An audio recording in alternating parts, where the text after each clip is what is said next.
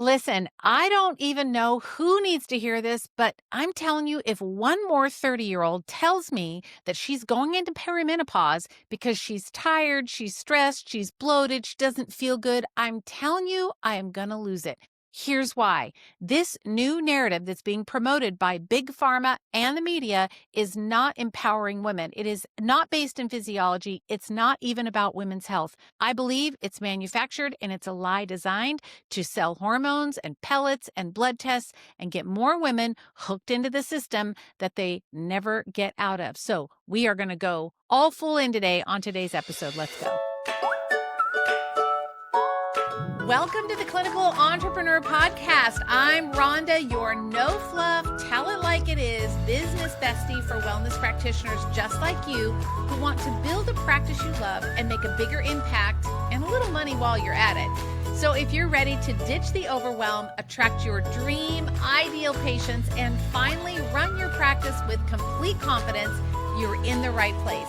Each week, we're tackling things from programs to patient retention to marketing strategies that actually work, sprinkled, of course, with a little sass, a lot of heart, and the step-by-step strategies that will help you get there. So grab your cup of coffee, your notebook, or whatever keeps you going, and let's build a practice you love and a life you love together.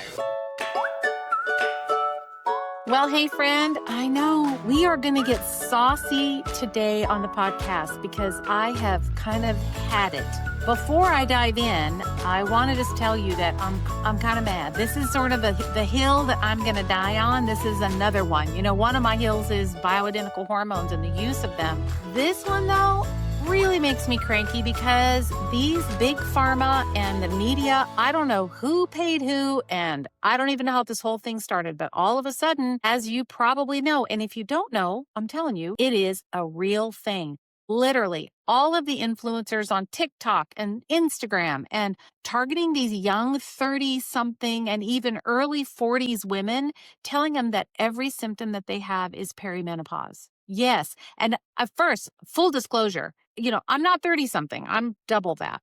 And so I didn't know this was going on. So in my Seattle clinic this particular day, someone walked in and said something, a young girl, she was in her early mid 30s, maybe 36, probably 35, 36.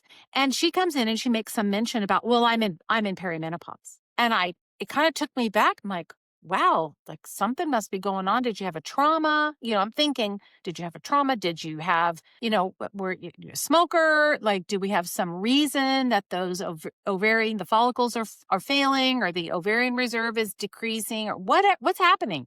And so I kind of asked the question. I said, well, that's really interesting. I said, you're so young. I wouldn't have expected, you know, you to be in this like last phase of your reproductive life. And she has one little girl. And she goes, oh no, well, I just know I'm in perimenopause. And I thought, okay, now I know all I need to know about you because you just know it all, don't you? Yes, that's what you do. And I thought, okay, she said, well, everybody's in perimenopause. I mean, it's a thing. It's in the 30s. It's all happening. And I kind of, it took me back. I went, oh, well, you know, that's not been my experience in like doing this for a lot of years. And having been through perimenopause, like that's not my experience. It happens in 30s unless there's something really wrong. No, I'm going to get on hormones because, and then I knew.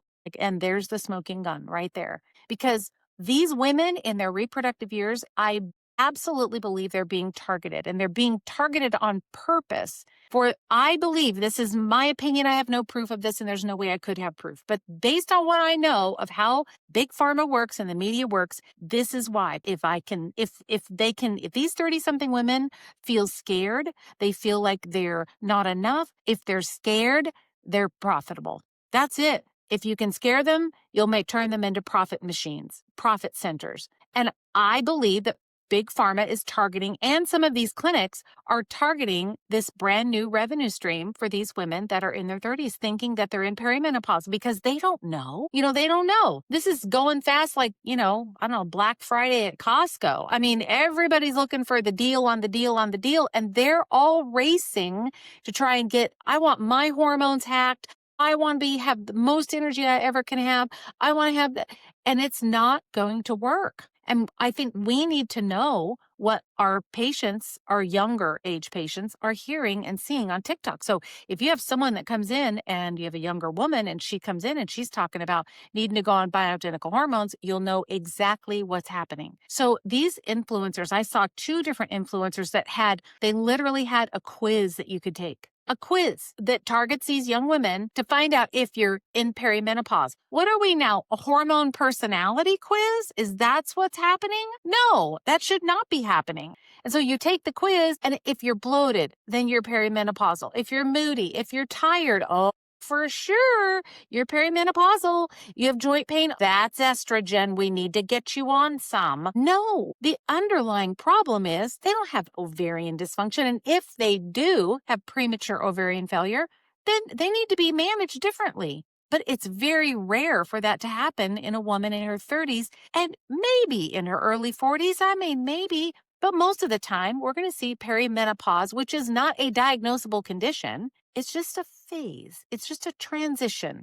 I always describe it like being a bridge. If my reproductive years are on one side of the canyon or the valley, then my 12 months of menopause is on the other side. And there's a bridge that goes between reproduction and menopause. And the bridge is called perimenopause. That's all. It's just signals that tell you that the end, you're nearing the end. Those little follicles are just petering out, and the ovaries are like, yeah, we've done our job. We're kind of done now. And that's all it is. It is not a crisis and does not need hormones. Can you hear me being passionate about this? I'm telling you, it's not primary ovarian decline. It's far more likely that she's just adrenally depleted and or needs some adaptogenic support. Because when you treat these 30-year-old women, and I'm making a generalization, and I know this with 30-year-old women, I know this, it'd be 30, 40, but that's kind of the age range that they're targeting. But these women are probably either working, they're in jobs, they're trying to move up the career ladder, or they're moms and they got a couple of kids and they're trying to balance a full-time job, raising the kids, being home, being a wife, being a mother, doing the sports, all the things. I would not want to be a parent raising children today. I would not want that. The stress has got to be unbelievable. It was high when I was raising my kids, but I don't think it's anywhere near what it is today. And then you've got kids that are on the spectrum, and you've got, boys and lots of sports. You have all those things going on. How about we just start by supporting their stress handling system or their nervous system? I think that's a brilliant idea. And then we have this blood sugar issue. You have unstable blood sugar, you're going to be tired all the time. So they're tired, or fatigue goes up and down during the day. So then these women are like, oh, something's wrong with me. I'm tired all the time. Oh no, I'm tired.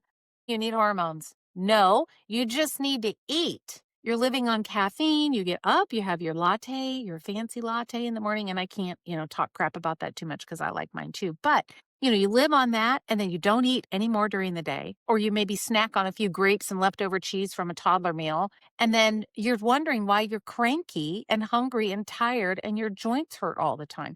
Maybe you're bloated or you have gut issues. Well, then hormone therapy, that's for sure going to be it. It's going to be it. But that is not the thing. It's not about the hormones being off. It's about the lifestyle being a problem. But these young 30-somethings, and I can say this because I'm 63, I have the right to say this. But these young somethings think that they just should be like on the top of the world all the time, but they don't want to address, and no one's talking to them about, well, you don't actually need hormones. What you need is like some ashwagandha. What you need maybe is a little bit of basil or a little bit of kava, or maybe you need to take some time for yourself, or maybe just a massage, or maybe you need to hire a housekeeper, or put your kids in school instead of homeschooling. I don't know what the answer is. It's going to be different for everyone. Maybe their job is killing them. Maybe there's so much stress at work, but how then is bioidentical hormones an answer? I don't understand this. Just so that we're all clear and we're all on the same page when it comes to physiology. Remember, in general,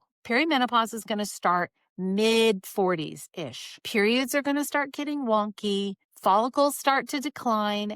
Estrogen actually goes up, usually not down. So adding more estrogen does not make any sense. Their cycles get shorter, sometimes longer. They'll bleed more. Then they'll skip a few. Emotions and mood starts to change. LH and FSH start to get wobbly. That's all completely normal for a woman in her mid to late-ish and into 50s. I was 57 before I was finally through the menopausal period. So I was a late bloomer on that end. The average age for menopause is 52. And if the perimenopausal window can be up to 10 years long, it's not usually that long. At the earliest, we're going to see this in the early 40s.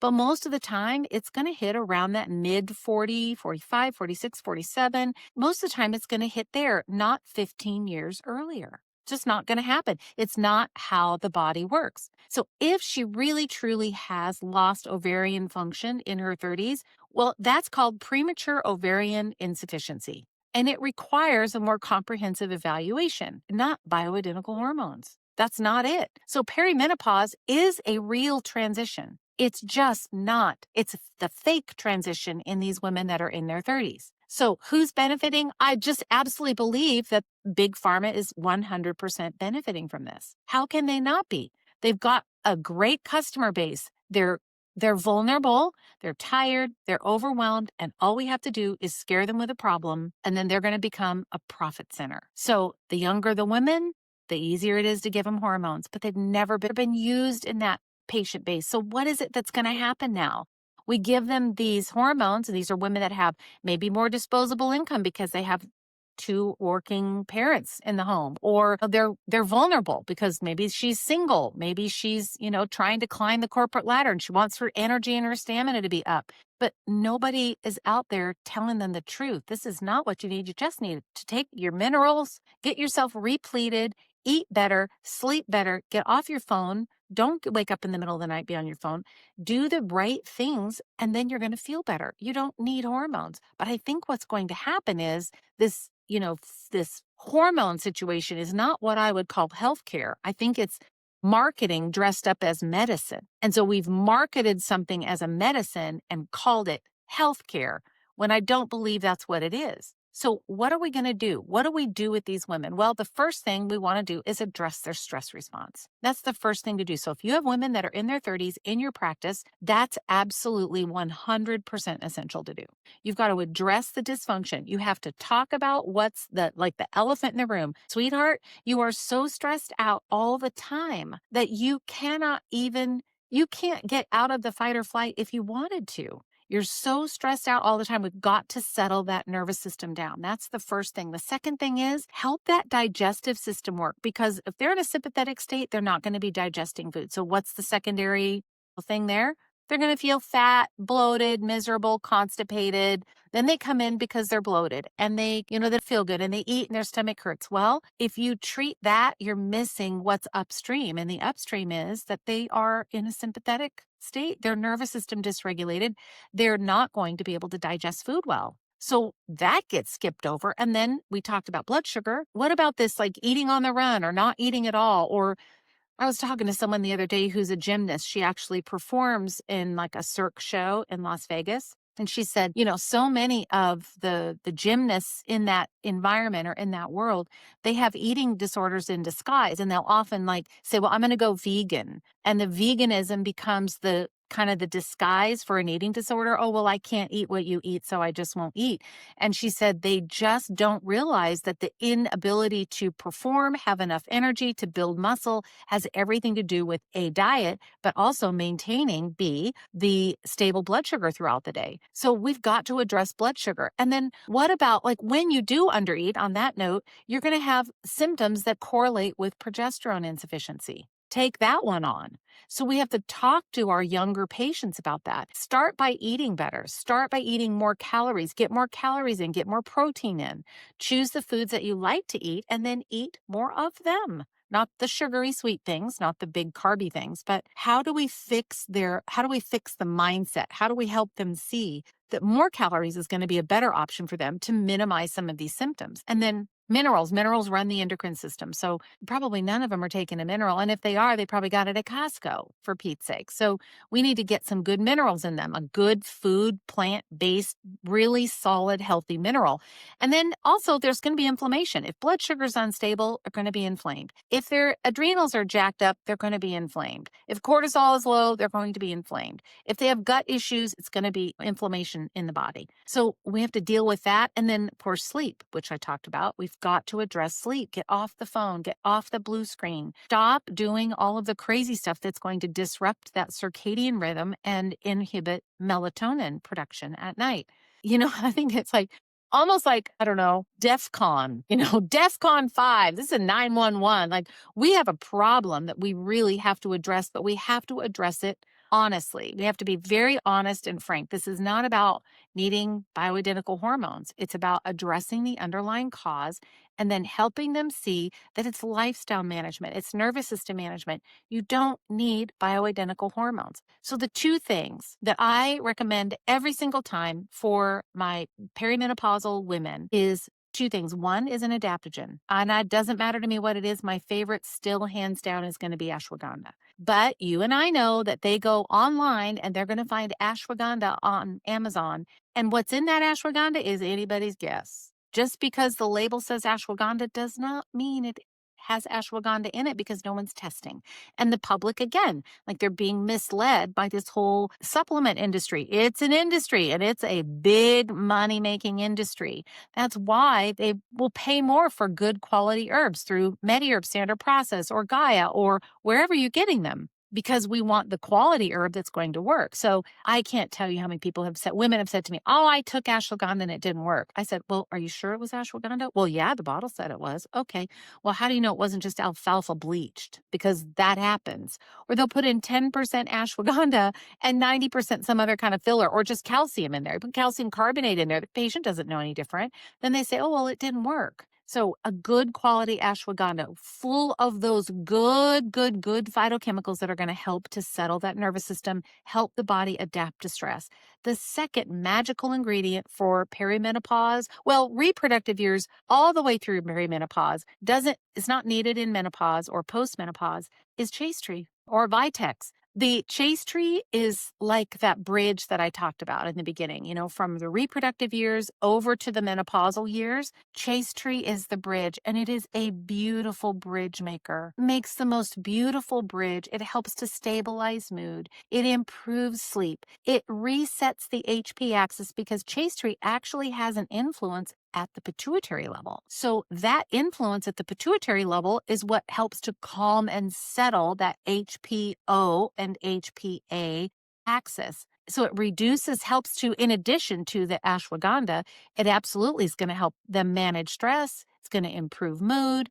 It helps to balance irregularity in cycle timing. So chaste tree, I'm a big fan, but you have to get, again, a good chaste tree. If they say, oh, well, I got one and it didn't work. Good for PMS. So that mood, irritability, instability helps to regulate the cycle, timing. Even helps with breast tenderness for women who get breast tenderness right before or in the early phases of the cycle. It helps so much with that. It helps with insomnia. I'm telling you, chaste tree and ashwagandha, if you just put those two together, home run every time. For these perimenopausal women, they don't need bioidentical hormones. So if you did that first and tell the patient, just give me 30 days or 2 weeks. I mean, the ashwagandha, they're going to feel better in 2 days if you have a good one, but you're going to just ask them to give you some time. And if you can get a little bit of time, then you can start to get them out of the danger zone with these bioidentical hormones. And they have to know they're not crazy. Symptoms that they're feeling are real, but the underlying cause isn't what you think. It's not because you're in ovarian decline. It's not because you need more bioidentical hormones. It's just, you just need some food and a regular diet and some help adapting to the stress and the overwhelm that's happening all around us every single day, between, what's happening in the world, and depends on what news you're looking at or listening to, the environment at home. And then we have financial issues. There's some financial pressure because of the economy and unsure things about the future and what's happening politically and what's happening. All those things add up. No wonder these women are stressed out. We don't ever want to tell them, you're wrong. They might be, but we don't want to come right out and say, you're believing a lie. This is not true. You don't need to believe it. You just affirm that how they're feeling, but give them a different option, because here's what we don't know.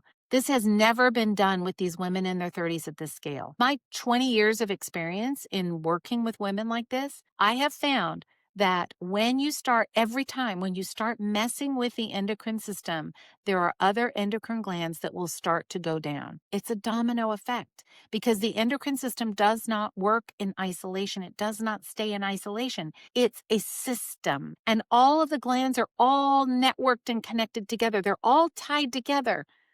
And if we don't respect the integrity and the beauty of the endocrine system, then the endocrine system is going to turn on itself. It's probably the best way that I can describe it. And when we add in these hormones that they don't need, the endocrine system will turn on itself. But what we don't know, because these hormones have never, ever, ever, ever been used like this in 30-something women or early 40s women. Now, we have some years of using these bioidenticals in in the perimenopause, menopause window, and I'm still not a fan of that either because I still believe that the underlying cause is still the same. If the adrenal glands are the backup system for the reproductive hormones during menopause, then why are we not supporting the adrenals? Why are we not helping her with sleep? Why are we not using herbs and other strategies to help women sleep? I think there's one exception for bioidentical hormones, and that is a titrated use of a vaginal suppository. That's it. That's it. That's it with E3. That's all. And I'm a big fat no on this too. I think it's wrong, and we don't know how this is going to play out. What will happen? Does this mean that we get them on hormones and they're not able to get pregnant? How badly are we going to disrupt the HPO axis? And as we disrupt the ovaries, because when we provide the bioidentical hormones, the ovaries go, I thought I was the one that was supposed to be doing that, but I guess not. So I'm going to take a nap. Do the ovaries then start to decline and they start to get lazy? We see this with the thyroid all the time. You give thyroid hormones, and then over time, that level of hormone doesn't work anymore, and we have to give more hormone because the thyroid is slowly going to sleep. Are we going to be doing that to these women? Are they not going to be able to conceive easily? Are we contributing to an even higher level of infertility? I don't know. No one knows. But here comes Big Pharma with their handout and a bioidentical hormone. They create a problem. This is what they do. The Big Pharma and the media and these influencers, we create a problem. We're going to scare the women. And then conveniently, here's the solution. But listen, friend, you and I have a better solution that does not involve the use of bioidentical hormones. It involves resetting the nervous system, getting their digestion working, helping them sleep, balancing blood sugar, all of those things, reducing the inflammatory burden on the body, getting rid of infections. 30-year-olds need this kind of support, just like someone in their 40s or 50s or 60s. It shouldn't change. What I do know is that we do not need bioidentical hormones in women in their 30s. So I think I'm done ranting. That was quite the rant. I'm telling you, I've said this forever. We have to respect the endocrine system. It is the system. The hormones, no matter they tell you it's bioidentical or not, the hormones, endogenous hormones, absolutely cannot be replicated outside the body. You can't do it. Can't do it. Impossible. So to say it's bioidentical isn't really bioidentical. It's kind of similar, but it's not the same thing. And if someone comes into my house that looks kind of like my husband, but not quite, but not quite. I know him. I know what he smells like. I know his gait. I know how his facial muscles move. I know what his eyes do when he looks at me. I know where he puts I know all the things about him. But if someone comes into my house and they're like, what? Am I going to throw my arms up open and say, hi, honey? No, I'm going to be like, wait a second. Something's not right here. Something is not right here. And the body naturally says, I don't know about this bioidentical hormone. You kind of look like the real thing, but you're not the real thing. And it will never interact with the receptors the same way. So we have to educate these women in our practice. They are literally getting bombarded with it. If you want to go find out, you could go on Instagram or Facebook or TikTok, wherever your flavor, you could go in there, you could start watching it, but you're going to get bombarded with it because it is literally everywhere. And every person that I talk to, they say, oh my gosh, everybody's talking about it. It's on all the podcasts. It's on all the influencer channels. And my question is, how much are they paying them? This is my conspiracy part coming out. But how much are they paying them to talk about this? If you want more clinical information like this, if this is news to you, you've never heard this, or you're like, really? You need to be in Clinical Academy. I don't talk about it too much. Recently, I have a little bit more. But if you are a wellness clinician, there is a wellness practitioner, there is nothing like Clinical Academy out there anywhere. Nothing. It's like continuing education seminars on steroids, but all of them at your fingertips. You go to a CE seminar and you're going to learn about something, but as soon as you're gone, it's gone. You don't record it, you don't have it. Maybe you have the replay for a little while, but it's just gone. Clinical Academy, you have access all the time. It's like Netflix for wellness practitioners. You just go, search for what you need, find the movie you want to watch, find the training you want to watch. And by the time you're done, you're going to have the protocols, the insight, the understanding, the knowledge, how to talk to patients, and exactly what to do to help to get them out of multiple different scenarios. I have so much clinical information in there. It's my clinical experience, my clinical brain distilled down into sound bites of information that you can use right away in your practice. All you have to do is go to rhondanelson.com/clinical academy.